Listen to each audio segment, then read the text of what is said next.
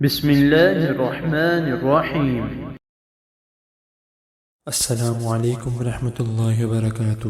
حدیث کا نام، روزہ کھولنے کی دعا۔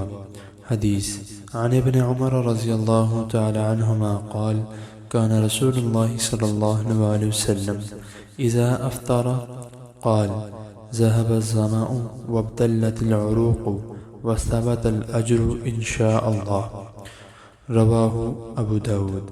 ترجمہ: سیدنا عبداللہ بن عمر رضی اللہ تعالی عنہما سے روایت ہے کہ رسول اللہ صلی اللہ علیہ وسلم جب روزہ افطار کرتے تو یہ دعا پڑھتے تھے: ذهب الظمأ وابتلت العروق وثبت الاجر ان شاء اللہ، پیاس بجھ گئی، رگیں تر ہو گئیں، اور اللہ نے چاہا تو اجر و ثواب بھی ثابت ہو گیا۔